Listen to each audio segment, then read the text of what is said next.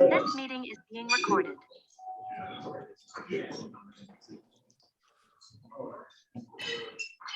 I joked with our guest speaker to watch his ears, and then I realized he works at an airport, so he's probably used to loud noises being nearby. Welcome everyone to the Rotary Club of Flint. Today is April 1st, 2022, and the snow that you may have seen as you came in, that was your April Fool's joke. True. Our honorary bell ringer for April 1st is for our guests. We have a bell ringer honorary with quotation marks, Jeopardy style, every week this year. It's Lawrence Bell. Lawrence Bell was an American industrialist and founder of the Bell Aircraft Corporation, which makes sense with Nino being with us today. Mr. Bell founded his company in 1935. Bell Aircraft built the P-39 and P-63 fighter aircraft during World War II. Post-war, they built the Bell X-1, and that's, of course, the plane that Chuck Yeager used to break the sound barrier in 1947. Bell is most famous, however, as a company for the UH-1 Iroquois, which began production in the year he died in 1956. And I reckon that all of us have seen a Bell UH-1 Iroquois, and I think at least one person in this room may have ridden in one because they're better known by their nickname, the Hugh. Please join me for the Pledge of Allegiance. I pledge allegiance to the flag of the United States of America, and to the republic for which it stands, one nation, under God, indivisible, with liberty and justice for all. Thank you. Please join me in the four-way test of the things we think, say, or do. Is it the truth? Is it fair to all concerned? Will it build goodwill and better friendships? Will it be beneficial to all concerned? For our inspirational message today, Rotarian Joy Peterman. Joy?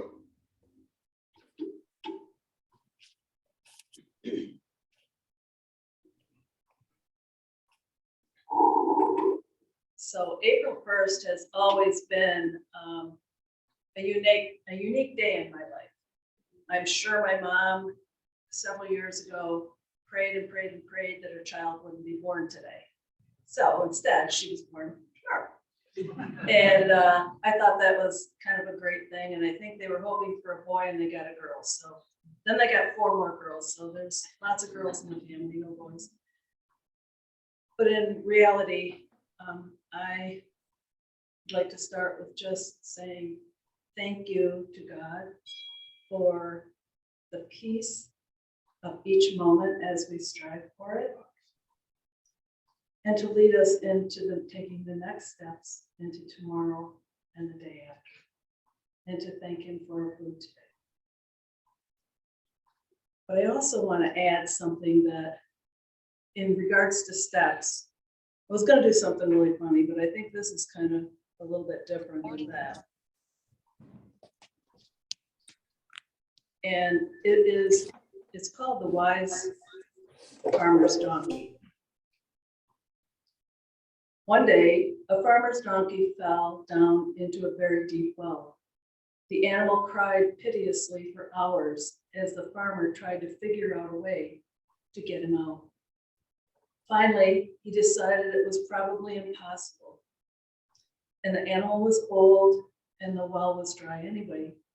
So it just wasn't going to be worth trying to retrieve the donkey. So the farmer asked his neighbors to come over and help him cover up the well.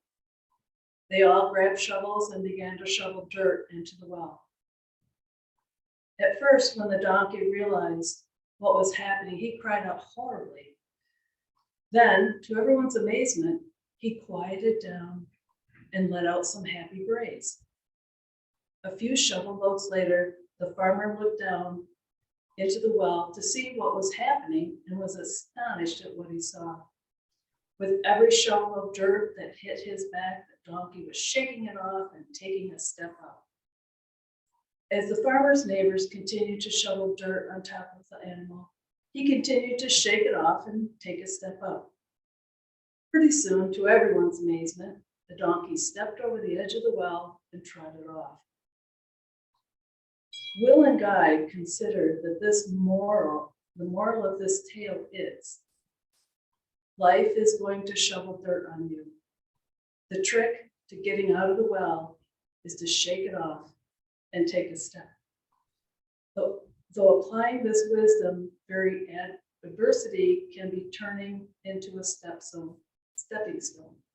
The way to get out of the deepest well is by never giving up, but by shaking yourself off and taking a step up.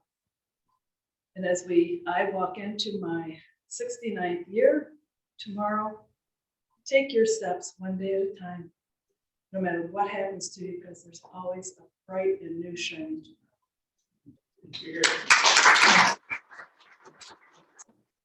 Thank you, Joy, for that wonderful message. Rotarians and guests in the room, please enjoy your lunch and fellowship. Those on Zoom, we're going to go into a breakout. We'll be back together in about 10 minutes. Thank you. This meeting is being recorded.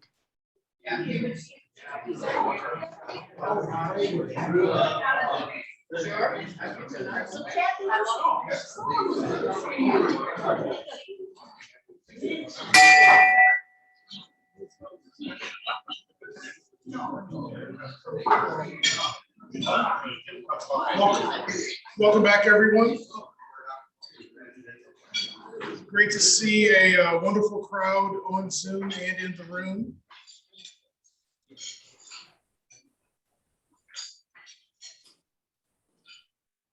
Jerry, don't let Nick get you in trouble. Thank you. Bye.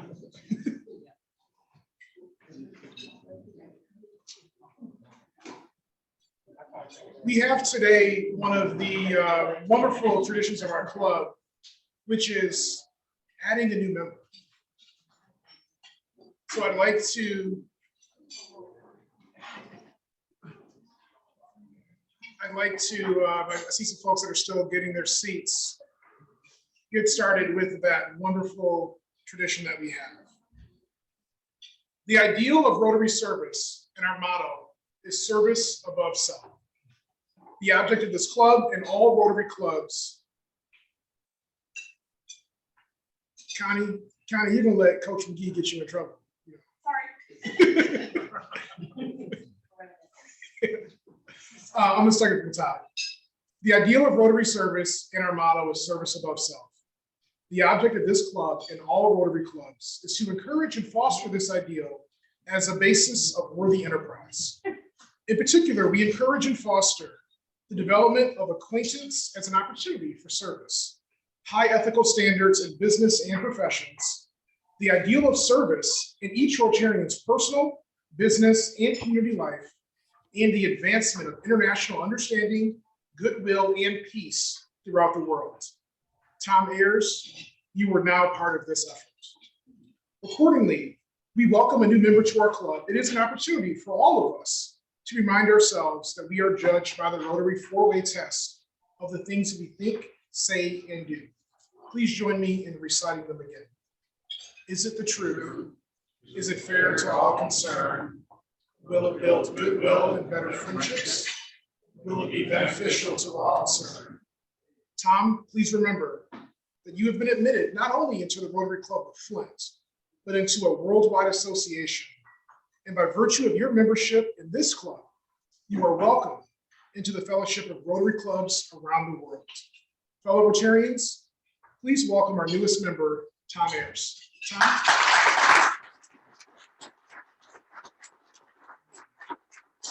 We already did the ceremonial photo, so he's seen this already, but here's the plaque. No, I'm not gonna. That takes a few more years and a whole lot more meetings. Here's a mug and also your pen. And if you'd like to share a few words with the club, you're welcome to do so. Well, my membership, you have Mike Chafee to blame, okay? He's a neighbor, a good friend. I've worked with him in scouting and gotten to know him. And he was just so pro-Rotary. And I was asking what's he doing in his retirement and how he's active and taking on new responsibilities, even in Rotary. And he made it sound very attractive and something where I could get more involved in the community. And so I'm glad to join you. Thank you very much.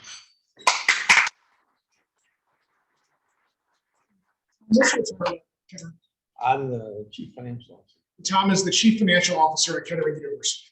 So, thank you, Tom. Welcome. Thank you, Mike, as well. Thank you.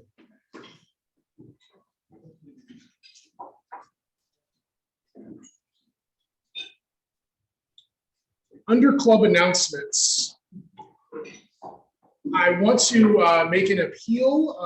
You may remember a few weeks ago when David Smith had a guest. He mentioned that he was retiring at the end of June from staff.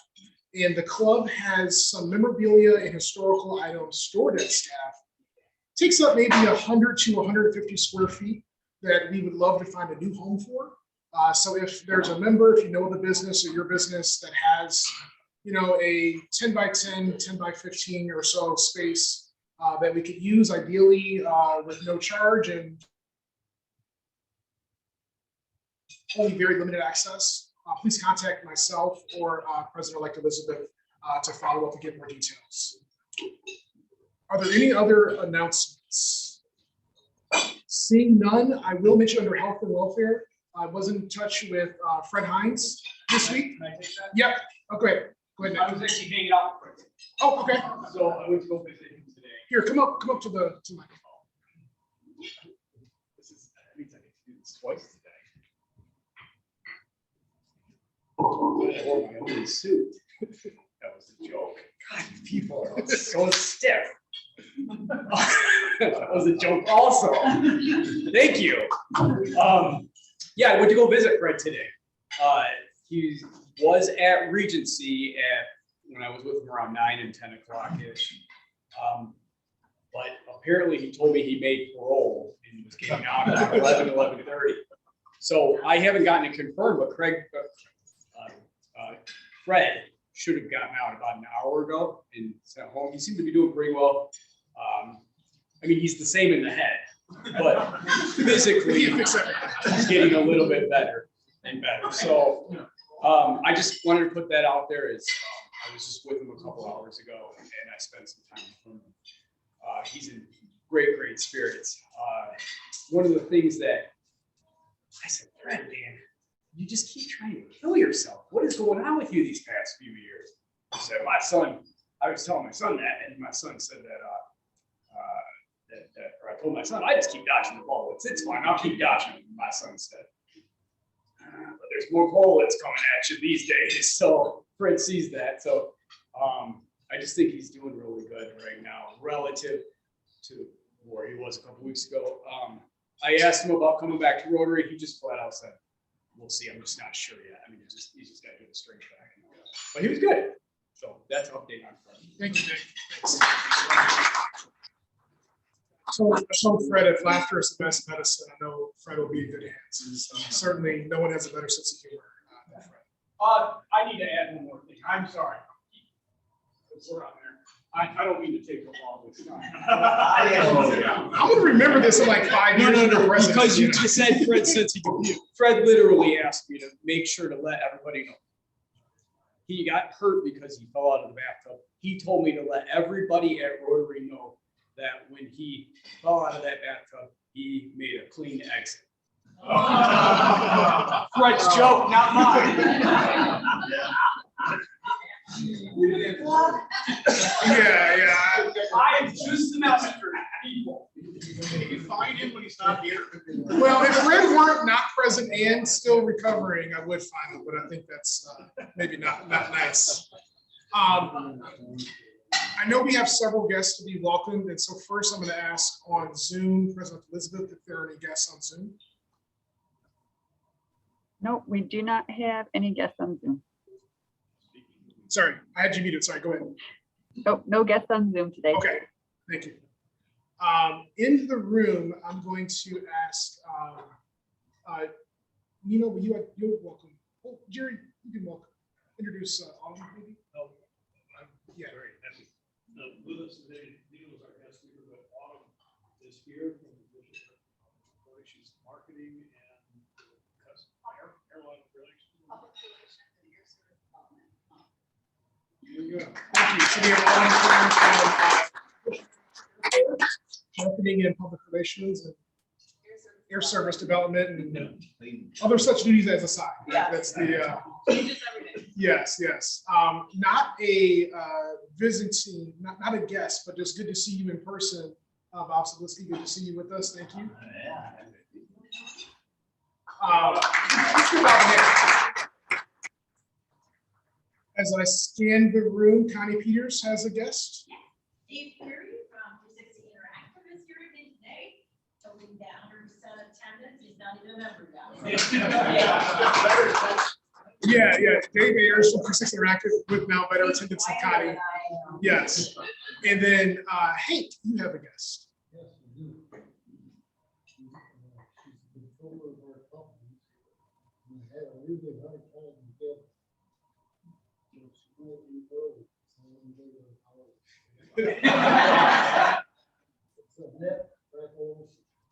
Annette Fracolosi, controller.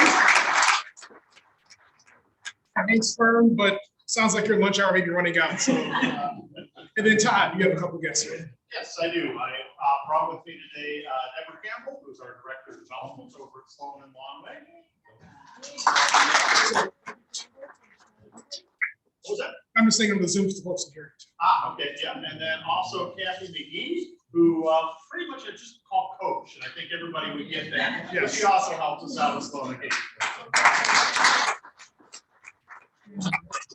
Kathy McGee, that I also call Coach, and I've been calling her Coach for about almost 30 years now. And That long. oh, really? Yes, it's almost that long. From Sloan as well. So thank you all for joining us.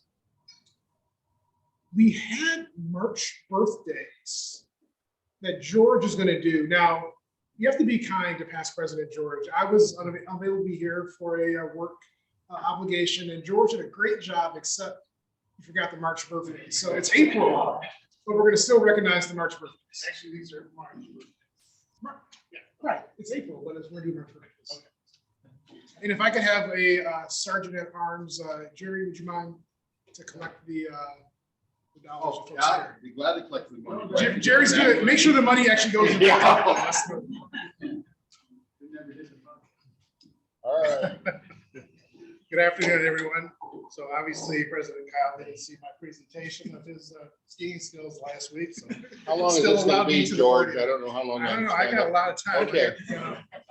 I'm taking this afternoon off. So for March birthdays, on March 1st, Bobby McCollum. Who's your last? March 9th, Nick Godleski. Come on up. Nick. $20. Come on up. March 12th, Rick Give me that money, Hetherington. Nick. Okay, thank Rick's you. not here. The 15th is Anne Marie Van Dyne. Do I win? Yeah, you Yeah, you can win it. Oh, yeah, we're not done with you. Why should not be good? On the 16th, Elizabeth Cummins. Elizabeth? And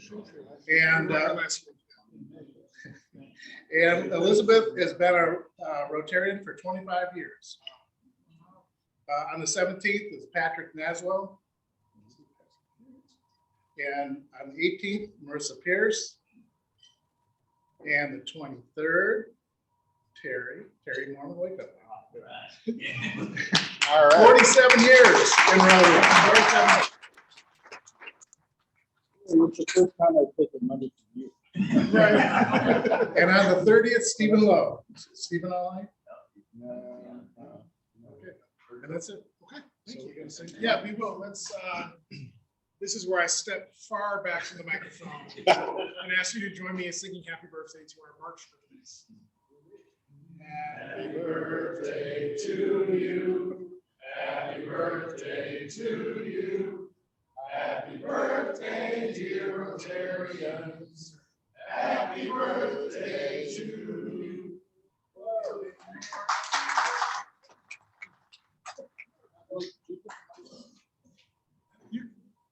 Yeah. Give him the money.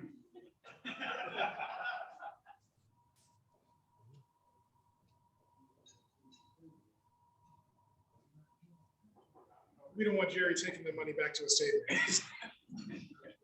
Now we have our 50-50 and Nick is getting in his exercise. I don't have any good friend jokes. And if You're not having any good I- jokes either. I know. if I've been booed enough today. If I need could somebody ask, to help me out. Ellen, would you mind pulling the tickets? Let's see. Would you mind? Yep.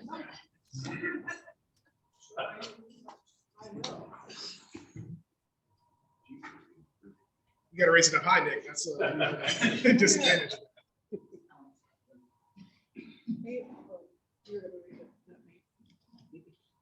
81285. Connie Peters. Bring a guest when, oh, and Connie's something. All right, thank you. 81274. 274. Joy, all right. Bring a guest or do inspirational message. And then, right, club service. 81277 Oh, we got for it? first. Joy again. Yep, 277. 277. Jerry Noodle. Jerry. Actually, that's a club service trifecta because Jerry is doing our meeting minutes. So.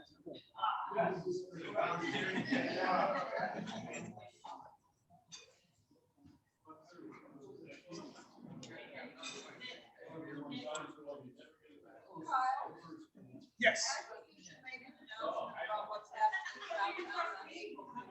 Oh, okay. Thank you, Lynn, for the reminder. I already paid, so I paid with the comma on it for it to happen. So Lynn wanted me to mention on Monday, this Monday, April 4th, we had a presentation from Ken Vaughn from the Community Foundation a few months ago about the Floyd McCree Legacy Project. And if you've not driven in front of City Hall the last few days, the statue is up, it's wrapped. And so on Monday at 2 p.m. will be a short ceremony and an unveiling of the statue of Floyd McCree in front of City Hall. So certainly all the entire public is welcome. And thank you to those who have supported the campaign or talked about it to others. Lynn was trying to find me, but since my wife and I started the fund with the family contribution, I'm gonna say I already paid towards that cost. But yes. Floyd McCree was my grandfather. Yeah, and Flint's first African-American mayor of a city in America the size of Flint. Where's it gonna be again? It's gonna be right in front of City Hall, 2 p.m. Yep, 2 p.m. on Monday. If you think of the sign where City Hall is, which says Flint Municipal Center, the statue is kind of right next to it, so Grandpa's kind of welcome you into City Hall. So, thank you.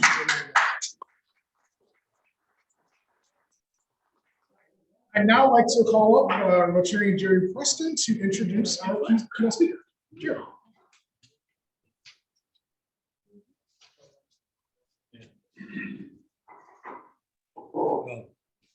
Thank you, President Collin, and good afternoon, Rotarians. Before I introduce our speaker, though, based on some of the stuff we've seen in the news, I'd like just to take a moment of your time to acknowledge the work of the Bishop Airport Authority Board of Commissioners.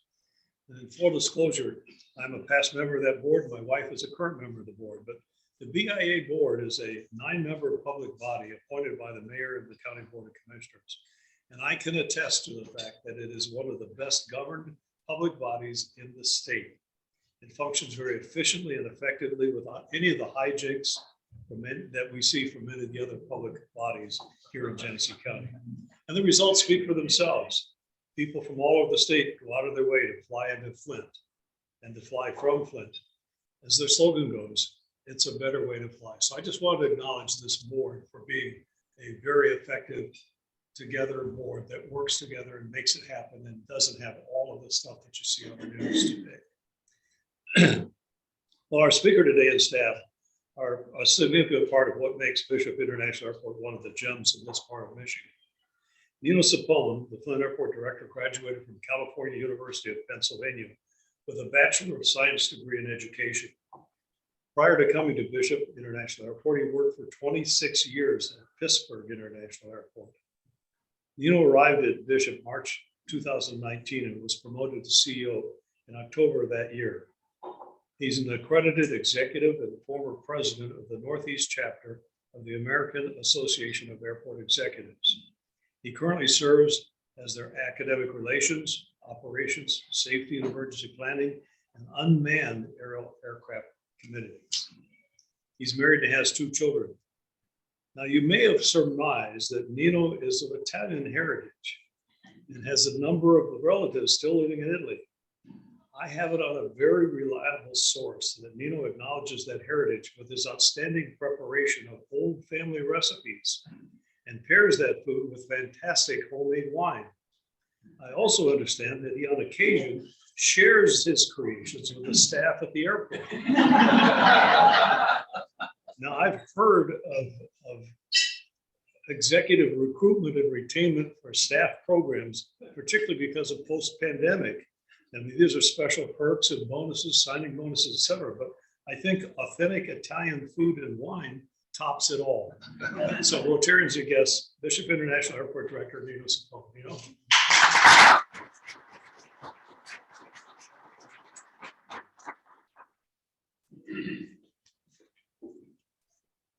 Well, I don't remember that last part of that statement in my bio. Not the one I seen. Food and wine will always work for me. So if there's any complaints about the airport or the airlines, direct them to Ms. Autumn McLaren. If you want to leave that out of her title. I'll give you Nino's wine. But no, thank you. I appreciate you allowing me to come here and talk a little bit about the airport. We're trying to get the word out. Good things are happening there, and more storytelling you get out there, more people understand, you know, what a jolt that airport is. And to have a regional airport right in your backyard and not have to go to a big metro all the time, that's a great asset. And it's a beautiful facility. This is our current route map. You can see we've recently added destinations, which we'll talk about in a little bit. A lot of the Florida markets, working some Western markets, and also lately a big win into Boston, getting into the Northeast. November 2019, I came here as a guest, and that's when things were going pretty good. Then you know what happened after that.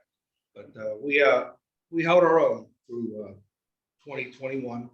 You can see the difference in the route map from November 19th to March of 22. So we're continuing to grow. Seats availability. That picture it tells the story right there. Year to date, we're up 42%. Oh. And in 2020, when the pandemic hit, we were pretty fortunate being a leisure destination. Legion still fly. They flew all the routes, not all the frequencies, but they still were flying. Basically, the airline industry was pretty much shut down. So we continue to kept the momentum going throughout the pandemic, and now things are really looking up. See by carrier, the increase in all airlines together in the 80s as far as increase in passengers. Flights are full.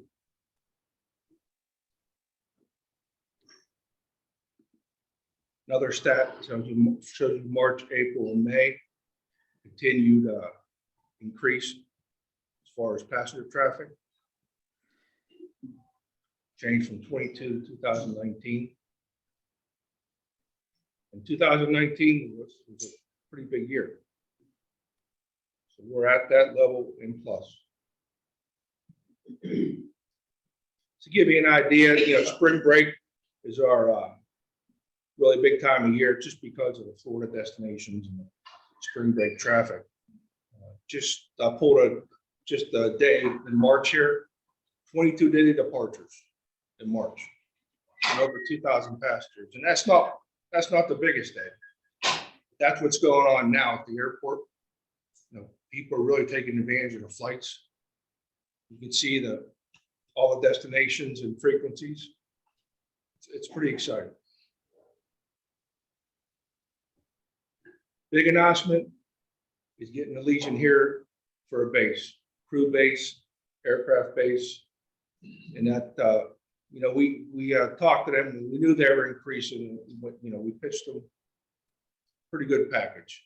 And we couldn't do it without the partners from the state and from Genesee County and Flint City. Everyone got together. We went to them really with everything we had, and that showed allegiance that the community was behind them, and they turned around and they made a commitment to this community. A lot of jobs, just starting 100 jobs created, and good paying jobs, well over 80,000, and $70 million commitment, 3 based aircraft. And what's unique about their operation is flight attendants, pilots, they go out in the morning, they fly, they come back home at night. The aircraft come back home to Flint, the employees come back home, so they're not stuck in other cities. So it's a unique model they have. Right at the grand opening there. This March, added 2 more destinations, Boston, Jacksonville. And in April, we start Savannah Hilton Head. That's a good market to get into. And I'll show you later on why some of these markets were picked. That was the other night. It's nice seeing aircraft on the ground. Okay, this is we did a multiple property study for Flint catchment area, just to see where people have second homes, where they're at in the United States, and really give us a lot of data so we can share that with the airline and saying, hey, this market, it's going to be sustainable. We'll be able to do well in this market. 83,000 unique multiple property owners in just the Flint catchment area. That's a pretty good stat. It kind of shocked me. I knew the Florida markets were pretty good, but you can see the third block down, you're talking from Los Angeles, New York, DC, Dallas, all around, but I'll just touch on a few of the strong markets. That's the Flint catchment area for the airport. You can see it's spread all the way around with secondary property owners.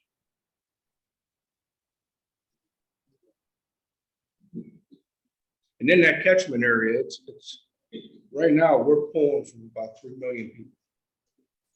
Before it was like they called it the donut. It was small, but we're getting more people. We're reaching out, and every day at the airport, I see people looking around and asking, can I help you? Oh, it's my first time here. So we're getting people traveling to fly out of Flint. No surprise, the I-75 corridor. That's where a lot of your secondary homes are. People, have interest in those areas. From the west side of Florida, east side. Of course, West Coast, that's the biggest population base for second homes. Sarasota, St. Pete area, Fort Myers. This is all good data. You need strong data for the airlines to really take a shot into a market. And what's nice about the timing of this is now that we have based aircraft here at Flint, it's easier to persuade them to add another destination in the market. Before, you had to compete with other cities to get these aircraft jockeyed around, but now we got based aircraft here. On the east side, Florida, that's where your concentration are, and in Key West. Any property owners, anybody here have secondary homes in Key West? They're all over there. Yeah, they're not here. Exactly. I'll start the pool. Let's work on that. Oh, it's unique because Cincinnati, a couple of months ago, got service from Allegiant to Key West. So that's another airport they're looking at. So we're going to be looking at it.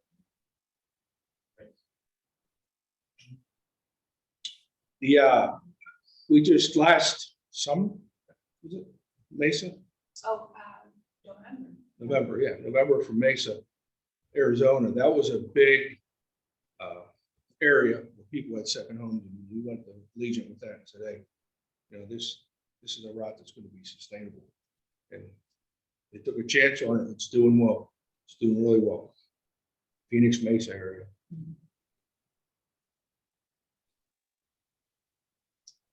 Daytona Beach, another one, down around that area, 140 property owners. Arizona, Phoenix, like I just said, that's pretty big. 1445 in the Phoenix Mesa area and Tucson. It's a lot of people going from this area. And surprisingly, California into the southern region, the LA, Los Angeles area, and in Grand Rapids, Legion does go to LAX, and that's on our wish list with them. So we want to get more to the west. So this is all data we're hoping that we can build on and keep the momentum up. Now, you've seen in the paper, probably in the media, about the cancellations and delays of Legion and so forth. It's industry-wide right now. There's a whole list of carriers of capacities throughout the summer because they just don't have the flight crews, they don't have the pilots. The demand came back for Legion traffic so quick, furloughed pilots and staff, they got to retrain them, get them caught up to speed, that they just don't have it. And you're seeing carriers, Southwest, 30% reduction throughout the summer months. American, Delta, they're all doing it, and Legion too. They're going to pull back some capacity. It's not about the what's going on in Flint, because the flights are full, every flight. So we're going to get through this as they get their passengers, get their people back and hire more people. That the industry is going to come back. And they also just put in order for 50 737-800 MAX aircraft. And they're going to start to come online in 23, I think second quarter of 23. And those aircraft are for capacity. They're not to replace Airbus. So things are going to get better. Terminal, it is a beautiful terminal, but it's outdated. Things need to be done with the terminal. We're currently, we're done with design, we start construction here. This is a terminal and landside restaurant. It's going to be more of a European model look, where you're going to have coffee, espresso bars, you're going to have regular bar, lounges, places to meet, and so forth. And we're hoping that that's going to be done here once they get started, probably by end of the year, by November, October, November. That's going to give that landside a fresh look. Coming soon, cinema. Anybody hear about it? Oh, yeah. I found it by accident. I was telling Autumn, because I've been there 3 years now, but up until probably 2 weeks ago, I still use Waze to get around. And I got lost over Grand Blanc area. I said, cinema. I said, wait, it's going to be Cinnabon. Cinema. And I stopped in and one of their things. Oh my God, they're great. I said, what about coming to the airport? And then we got to talking. They did some standalone kiosks and sold last year a little bit. So we're working with them now. We're going to be able to decide. So they're going to be coming soon. We're going to be a tentative here. And ironically, her daughter owns Shopaholic, and she's already there at the airport, and it's doing real well. So we want to get local businesses, local flavor into the airport, and that's another thing we'll be working on. It just became the 36th charging station at the airport. It's a short-term parking lot. Putting down in the cup. That's two. Yeah, that's two of, we got two fast chargers and 4 hookups, and we're gonna set up to add more. So that's the first phase. So they're up and running.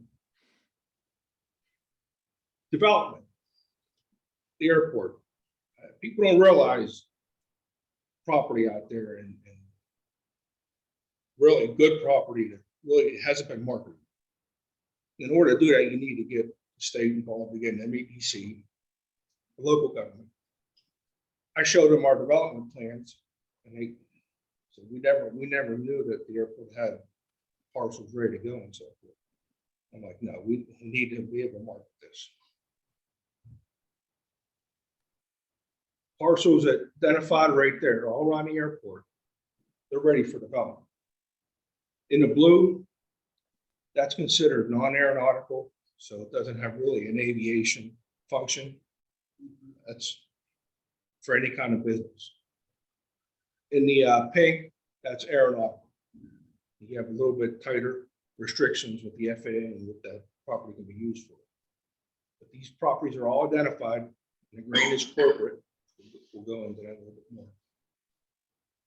Non-aeronautical, be hotel, it can be anything.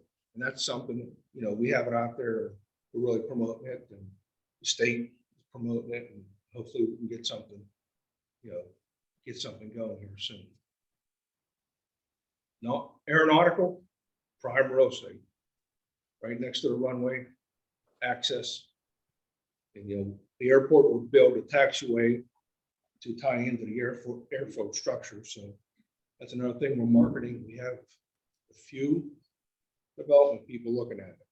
We just need one win, and I think that's really going to snowball. We're going to get a few more opportunities in there. Number 4 is a corporate development. When I got here in 19, we had 3 hangars that were scheduled on the master plan or on our capital plan to be torn down. And you know what? Pandemic hit, things changed. I kept everybody working at the airport, except administration was working remotely. And I told maintenance, nothing's going on here. We're going to go into every one of these hangars, redo them, build out the offices, put them, market them. In-house staff, they did a great job. That was one of the things when Legion came here, because we were probably on their plan for a base, maybe 5 years. They came here and said, you know what? There's not much infrastructure we got to do ourselves. I mean, everything's done. But now all 3 hangars are full. Occupied tenants and corporate development will be our next thing on the books. And this is just from our master plan. You can see the apron, corporate hangars. That area has already been marketed. So we're hoping soon we can get something going there. But this is just something a lot of people don't realize at the airport. There's a lot of opportunities. And we just need to get the word out and make sure it's marketed the right way. With that, Autumn got a new toy. It's called a drone. No, she's working with our consultant redoing the website. So they're out playing with the drone so I can get the work going.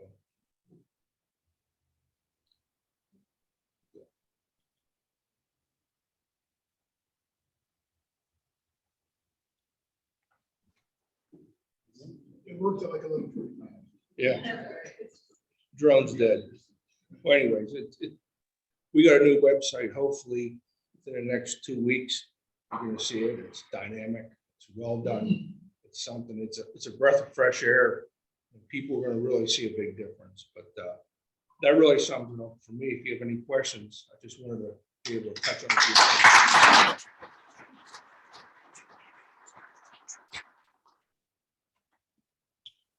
Thank you, Nino. Great presentation. Actually, we already had a question that I heard Richard Gibbs ask from the floor, which was, where did you get that great data from on who owns second homes? Where did you find that out?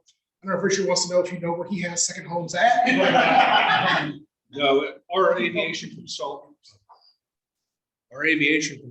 it's one of the better ones in the industry. They had started looking into this, and they wanted to use Flint as a benchmark to do this. And now they're doing it with their other airports. But we talked about it, and I didn't know there were that many second homes in that area. And he's like, you know, we're gonna do a study.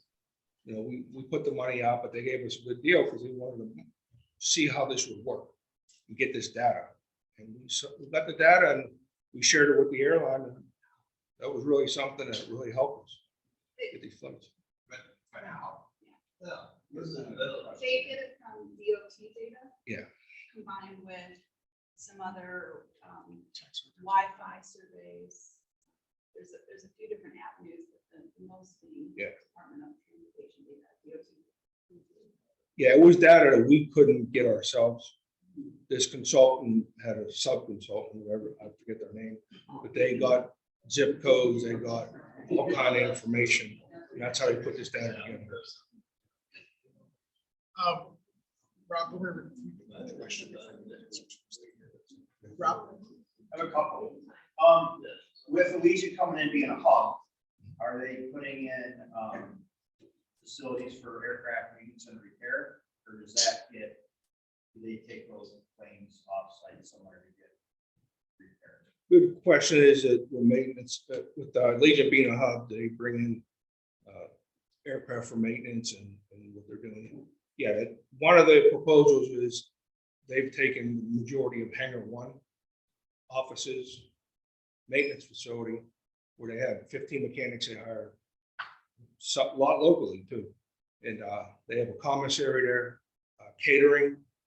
Everything's being done now locally, and they do bring aircraft in for maintenance too. Yeah, they have 15 mechanics hired.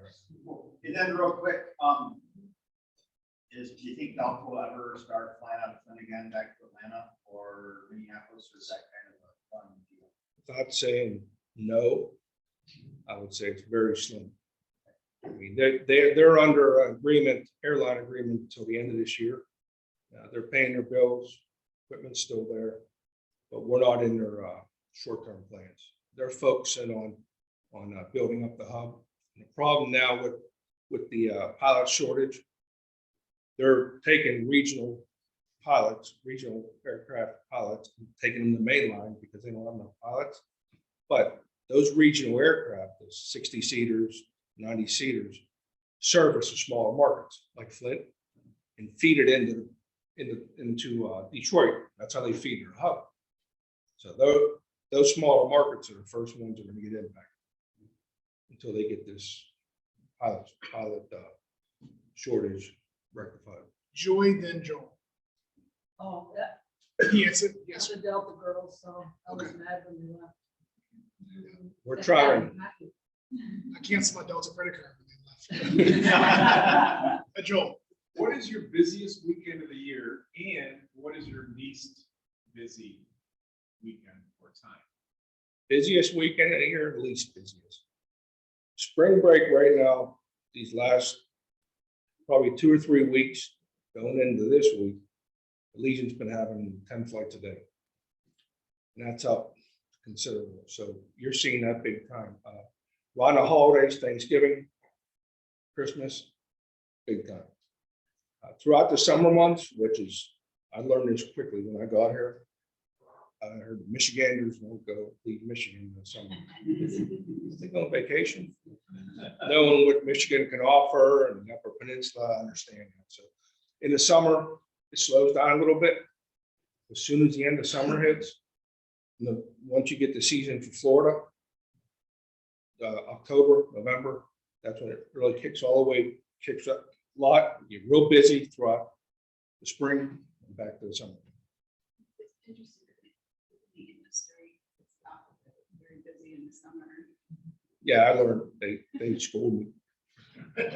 Nick.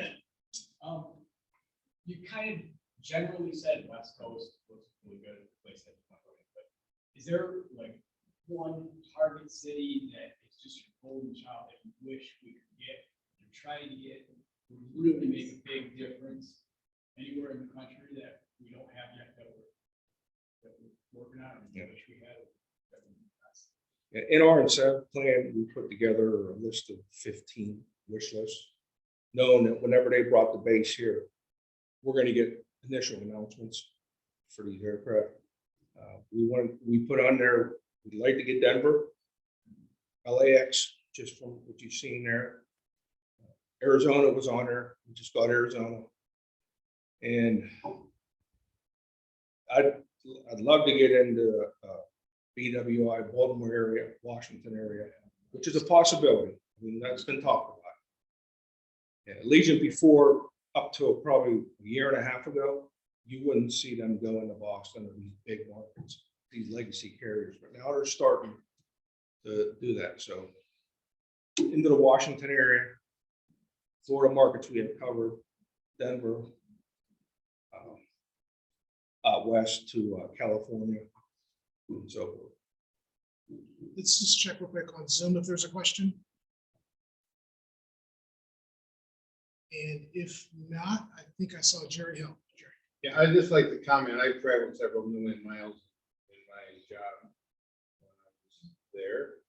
I've traveled internationally and locally, and I want to comment that the local airport, your airport, is probably one of the finest in terms of ease of getting in and user-friendly parking. Yes. And beautiful. So, and I love the fact of use of the statistics you're using to look at the customer, to take care of the customer, and it's going to bring future growth and manpower to our state, our area. So thank you very much. Thank you, Jerry, and that's our bread and butter for marketing. I mean, we can't compete with Detroit or the big airports.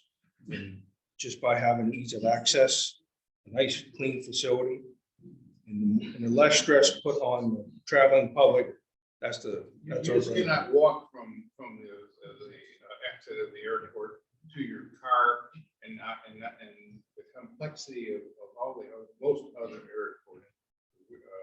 Detroit Metro is traveling millions, quite a few times out of there. It's a lot harder. That's for sure. Joy's got our last question.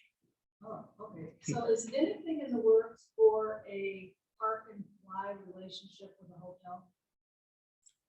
Yeah, during the pandemic, they stopped doing all airport pickups for hotels. They weren't doing it. They're starting to come back now, just because of the problem with the flight crews. A lot of these flight crews are being flown in. We're sharing a lot of crews with Grand Rapids right now. We're going to Grand Rapids and Flint. So they're starting to pick it up, doing park and fly right now. They are dropping off at the airport. And I think, Autumn, you dealt with them. Aren't they with request? You can request. You can Okay. request ahead of time with the hotels, a shuttle service. And like I said, they were running consistently according to the schedule that they would send out, but during the pandemic, that went away. They also have part-time drivers. But they are starting to bring them back. But if you do have a specific request with your hotel, most hotels in the area will schedule it ahead of time. Thank you. Thank you, Nino. Let's Thank give you. another round of applause.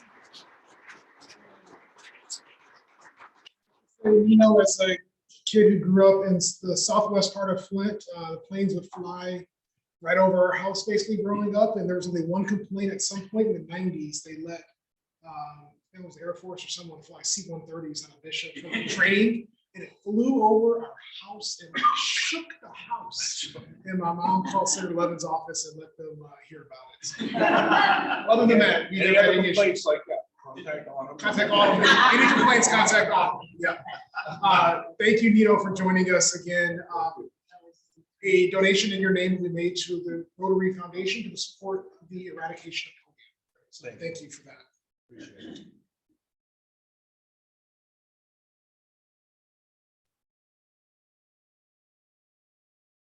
I want to thank Joy Peterman for a great inspirational message, Jerry Preston for a wonderful job of their speaker introduction, Jerry Noodle, thank you for the bulletin notes, Connie Peters, thank you for set up a takedown. That explains it. So we were wondering who did set up a takedown before Terry got here, and it's the person who works in the building, of course. That makes a lot of sense. I mean, Terry's here early. You know, Terry is here early. He's the one at, like 11 a.m. church. Terry's there at 10. That's how Terry is. Thank you, Elizabeth, President-elect, for, as always, being our Zoom host. Please join us next Friday for our presidential roast of Ray Gist. And I noticed, so Nick just said you can't roast Ray, he's such a nice guy. Well, I will tell you, I know Senator McBroom from Vulcan in the UP, who's the chair of the Senate Oversight Committee in Lansing. And let's just say we've been looking into Mr. Gist. Please join us next Friday, not only for the roast of Ray, which I will say is difficult because he's like the nicest guy in the world, but also a special mystery person who will be with us in our club. So you do not want to miss next Friday's meeting. And with that, please, as you go about your day the rest of this week and next week, please serve to change lives. We are adjourned.